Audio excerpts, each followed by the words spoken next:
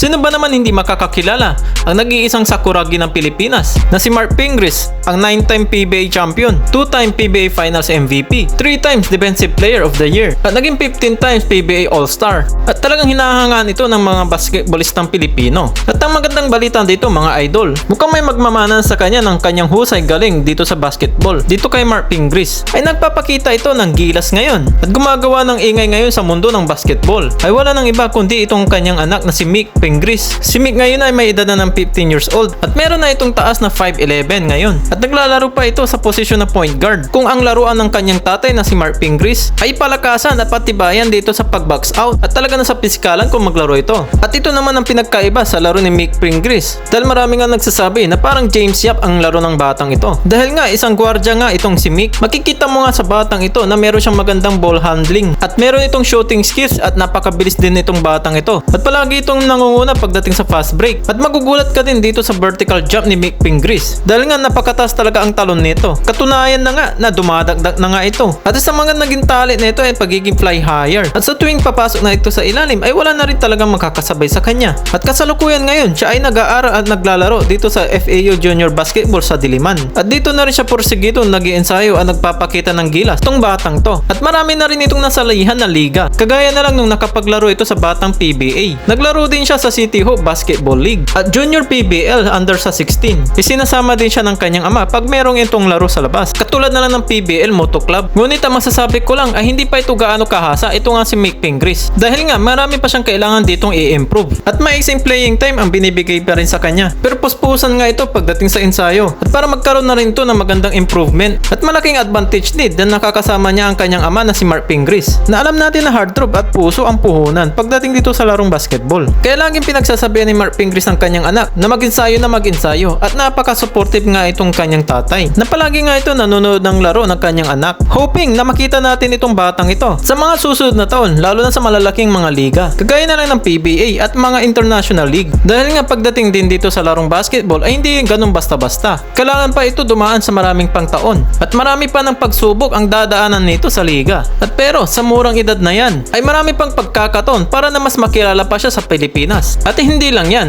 ang tsansa kung kaya niya pang abutin ang international basketball. Kaya sana malayo ang marating ng batang ito sa liga habang nasa murang edad pa lang. At malaki ang kanyang advantage na magkaroon ng isang sikat na ama. Dahil nga dito, malaki ang naiukit ni Mark Pingris ang kanyang pangalan sa liga ng PBA. At sigurado, pinapangarap din ito ng kanyang ama na si Mark Pingris kung ano ang narating nito sa basketball. Kagaya na lang din na ng iba na naglalaro ngayon sa International League. Ituloy natin ang usapan sa comment section. Salamat na din sa like, pag-share ng video na ito at wag din makakalimutan mag-subscribe.